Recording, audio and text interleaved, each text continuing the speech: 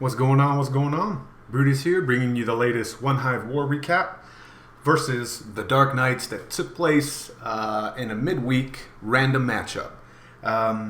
We didn't pull down the W. The Dark Knights did, and was a very close war. So let's talk about the breakdowns first. The breakdowns when we randomly matched was OneHive had 4 Town Hall 11s, 9 Town Hall 10s, and 4 9.5s.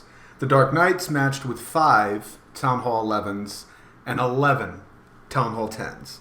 So even though it wasn't an equal matchup, I don't want to take anything away from the Dark Knights win, because without any communication proactively going to the Dark Knights, when Battle Day started, they placed their 5th and lowest Town Hall 11, the Eagle and the extra Town Hall 11 defenses in the corner with the Warden.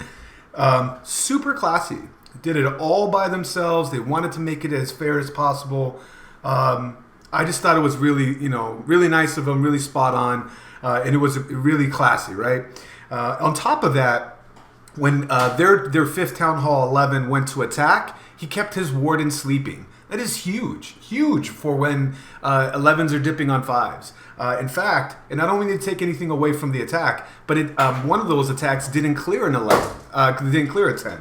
So at the end of the day, it wasn't an equal matchup, but the Dark Knights really tried to make it that way, and it was a super classy of them, and it was a really fun war. So I hope in the future we can arrange a war where we can not have to make concessions like that on the fly, but I really hope that happens in the future. So shout out and respect to the Dark Knights for their win. How it went down was... it was really close. It came down to, I think, the most we were talking in the chat. Even if OneHive did the best we can do to finish out the bases that we had with the attacks we had, 116 was the most we would have done. So they really won the war outright with their 117. Looking at Duche, that was actually, we had 3 attacks left. We had to clear 11. We had Jimmy on blast. That needed to be cleared. And then Erotic on... there was another Town Hall 10 that we could have cleared. Basically, the attacks just didn't go as planned. We lost the war there. And then they came back and grabbed this star here. Town Hall 11 versus Town Hall 11. Char on Jake. Props to you, man. That sealed the win for them right there. Really, really nice war. What they did to OneHive side is they tripled one of the Town Hall 11s. Doubled all the rest. They cleared all the 10s and 9s. OneHive, we doubled all the 11s with some really high percentage. We were actually winning the battle at the Town Hall 11 percentage up until they cleared at the last one, Jake here. And then we left this guy uncleared with a 95%. Very heartbreaking double there. We left one Town Hall 10 uncleared at 95 and another at 67%. And that was and the rest was all cleared. And that was the difference maker. So without further ado, I don't want this to take too long with the video. Let's get right into the attacks. A lot to show on this, but I'm going to separate some of these raids into different content, such as Beer Run. I'll say it now. Unimasta. I'll show you his. Unimasta went apeshit this war. He'll be a beer run, and I'll show that later. And Quay, where's Quay at? Quay right here with his 22. Also got a 6-pack, but it wasn't a beer run. Had a really good raid that I wanted to show in a perfectly imperfect series. All right, so there. Let's get down to it.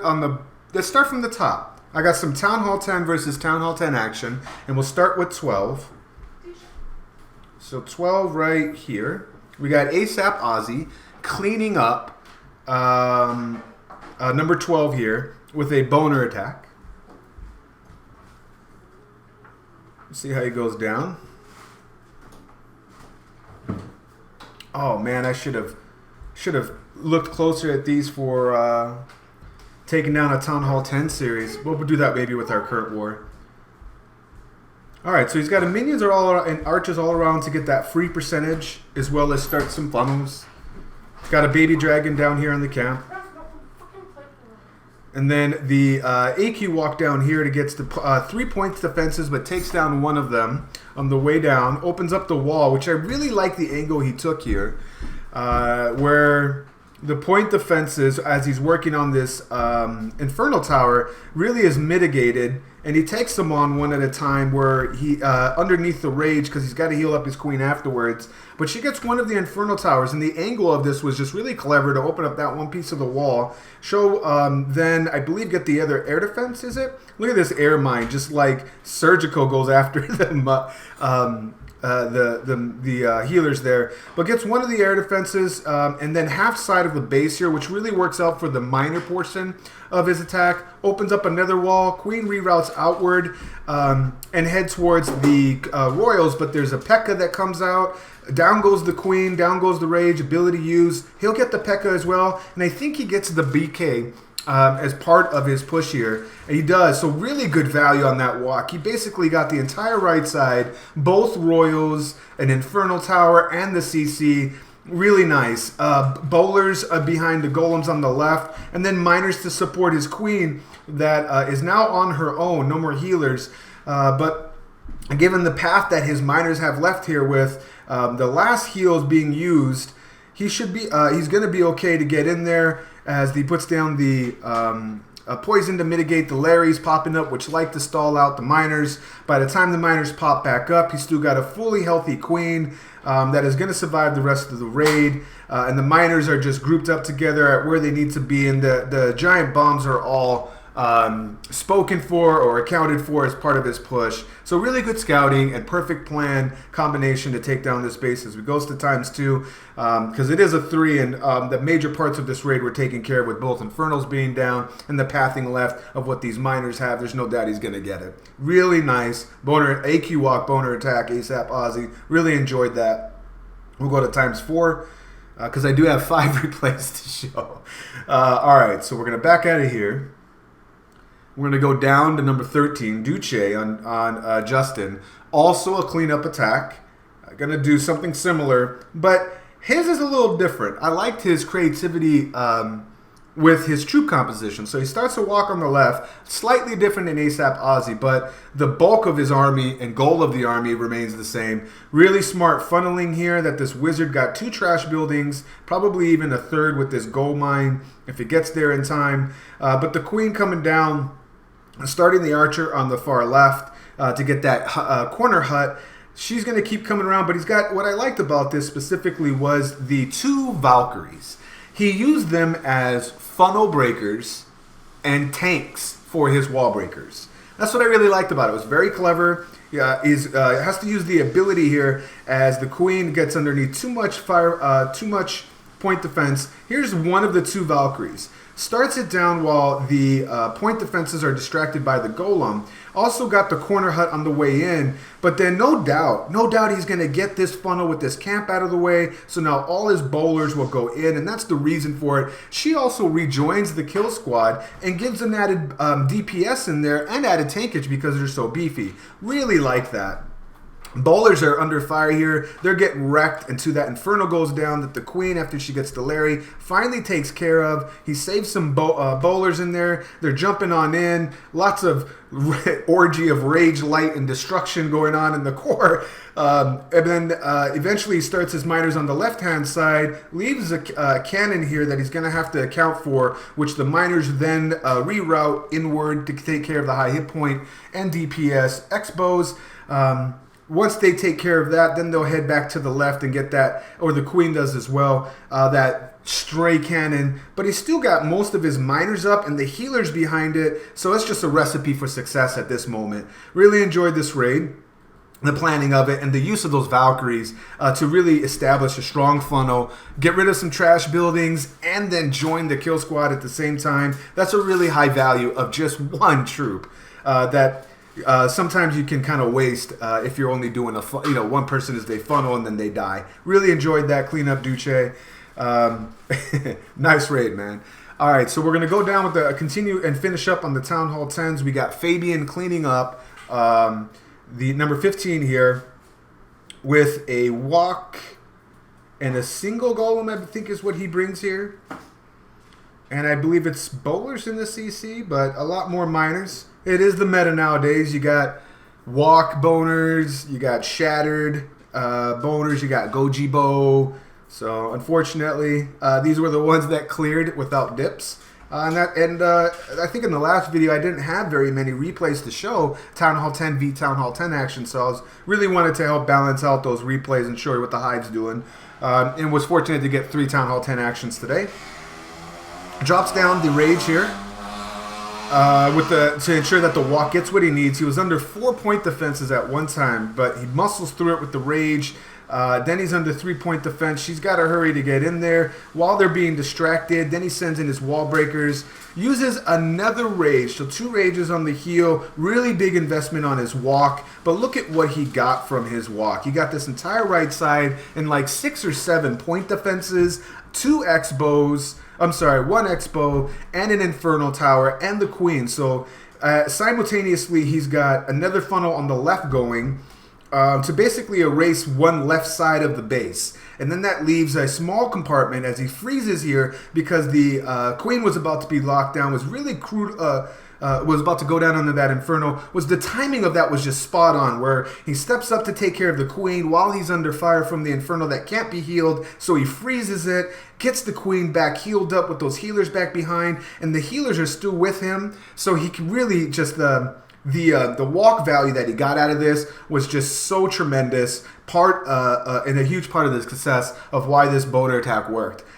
Just using 1 golem to take care of this entire compartment on the left where the BK is. The Queen's going to beat through a wall here. And look at, jeez, just look at what they got. Before the miners are dropped, the kill squad push got about 60% of the base. The Royals, and both Infernal Towers, and 1 Infernal Tower before he starts his main attacking force, which is his miners. And I mean, that was just really incredible. Great scouting, great execution of a plan after a scout to maximize the value of every troop. Coming in to get that 3. Nice job, Fabian. As we go to ×4, nothing but a wrap here on cleanup on the last few troops. All right, so we got 2 left, and they're going to be Town Hall 9s. I have... well, I'll save 1 for the end, but I have Hotard, or Hotard. I can never say that right. This is a fresh hit, double zap quake dragon attack with some loons and some hogs, because why not, right? So we'll zoom back out here so you can get a good look at the base. Props out to the TheDarkKnights. I think we struggled coming out of the gate. It's been a while. Yeah, we struggled coming out of the gate. I don't want to make any excuses as to why. I just want to say that I myself failed my first and only got a 3 on a cleanup.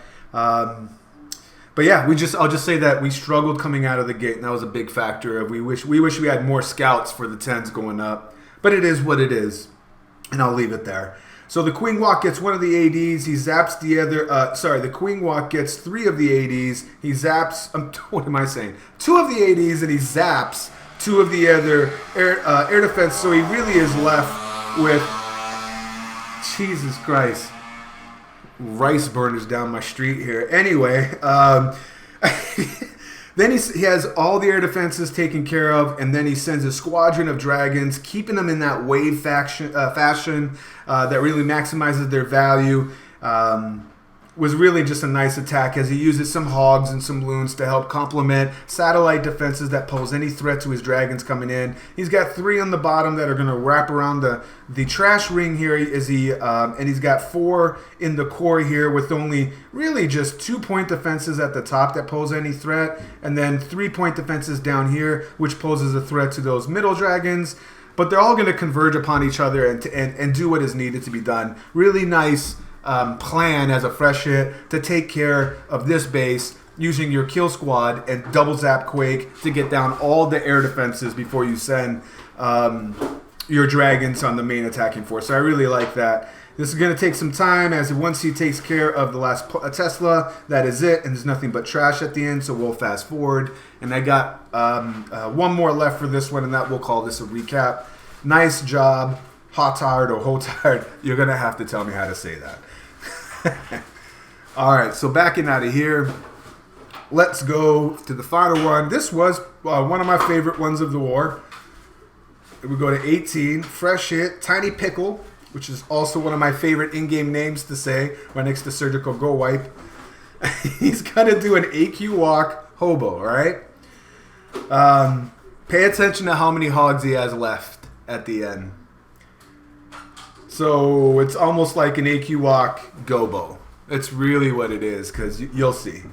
Archer on the far left to get that corner trash hut.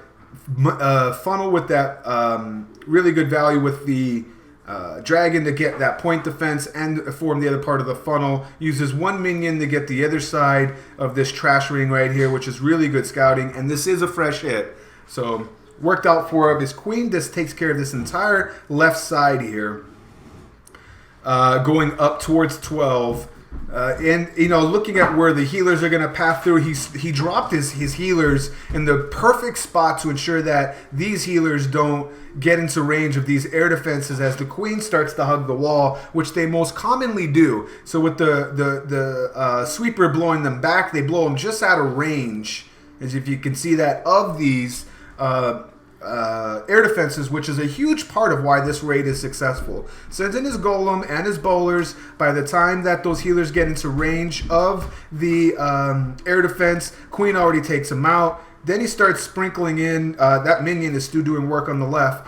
Hound in the CC, which starts chasing his BK, starts with his hogs here. He uses 3 of his 17, I think is what it was. But that the story of this is that queen walk, the way that he placed his healers, making sure that that queen walk lasted as long as it did. It got about, his kill squad is getting 73% of the base before he even sends his hogs. He sprinkles in just, I think it's a total of 8 hogs total to get the last part of this part of the base right here, because the hound is still unbusted. And he's got 2, finally the healers go all the way down, but he swags out 45 plus, like 55 troop space. That's right, that's what I said. 55 on a fully maxed Town Hall 9. Fresh hit. Swagging out that, I mean, bruh. That's nice. Finally the queen, the hound pops. I still can't believe that. It's 55 troop space that he swags out. That was just an excellent raid with the minions there watching the destruction of the base. Nice job, TinyPickle. Great fresh hit. That'll be it for this war recap. Once again, it's Brutus reminding you, you got to be better than a double, and I will check you next time.